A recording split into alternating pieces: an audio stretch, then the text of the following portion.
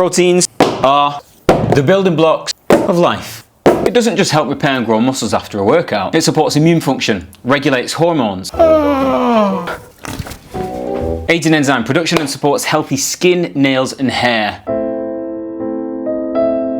It balances fluids, transports nutrients and provides structural support. To the Johnny Bravo bros out there, this means having legs, these things, by forming key proteins like collagen, elastin and keratin. These proteins strengthen bones, muscle, skin and connective tissue. Plus, when needed, protein can even serve as an energy source. Without enough protein, we can't build or maintain muscle and strength, both of which are key to enhancing quality of life. As we age, protein becomes even more important to prevent faster aging or atrophying of muscles and bone. It's more realistic, isn't it, fellas? Maybe not quite as pointy. Anyway, unlike carbs or fats, our bodies can't store protein, so we need a steady intake every few hours to meet our needs. If we consume more protein than our body can use to build muscle, the excess is excreted as urea in the urine.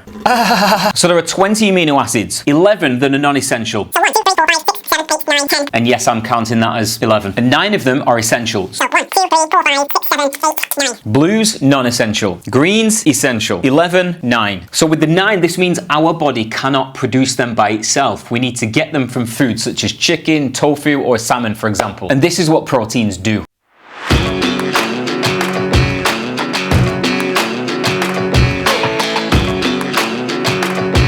Ta-da! Building blocks of protein. Blues represent non-essential amino acids. Greens represent essential amino acids. When combined together, they form a complete protein. Your protein needs depend on factors like age, height, weight, sex, lean body mass, body fat percentage, and activity level. The guideline is 0.8 grams of protein per kilogram of body weight. However, this amount is typically too low for most people. It may sustain life, but it's far from the amount needed to thrive. As we age, we need more protein due to anabolic resistance. The general guideline is 0.8 grams of protein per kilogram of body weight. However, this amount is typically too low for most people. It may sustain life, but it's far from the amount needed to thrive. As we age, we need more protein due to anabolic resistance, where our bodies become less efficient at using protein to build muscle. More muscle and strength in older age mean more independence, fewer falls, and a reduced risk of fractures that can lead to long periods of inactivity, often speeding up muscle loss and increasing mortality. For most people with healthy kidneys, research suggests that 1 gram of protein per pound of body weight is optimal. This is nearly triple the RDA recommendation. A more realistic minimum would be 1.6 grams of protein per kilogram of body weight. The ideal range for most individuals is between 1.6 and 2.2 grams of protein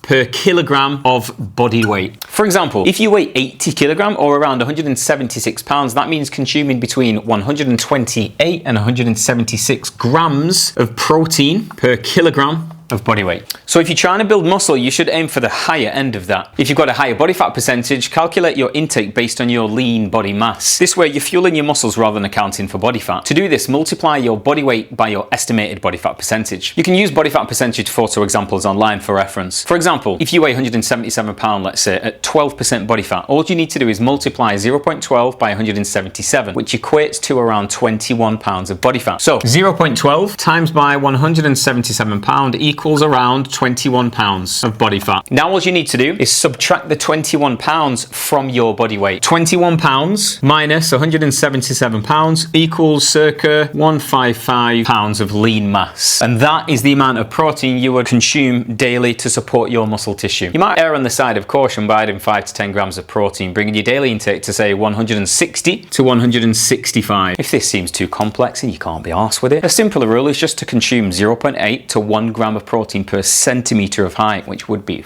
all for my height. So these targets ensure that you're supporting muscle growth and recovery without over consuming protein, especially if you've got higher body fat percentages. Personally, I prefer to divide my protein intake into 4 daily servings of around 45 grams spaced 3 to 5 hours apart. While some people eat 5 or even 6 servings of protein, research shows there's minimal benefit beyond 4 servings. In fact, 4 servings show significant benefit compared to 3, while 5 might offer marginal gains. Trying to space out more than 4 servings can be overkill, and it can make it difficult to achieve optimal protein synthesis spikes as they're too close together.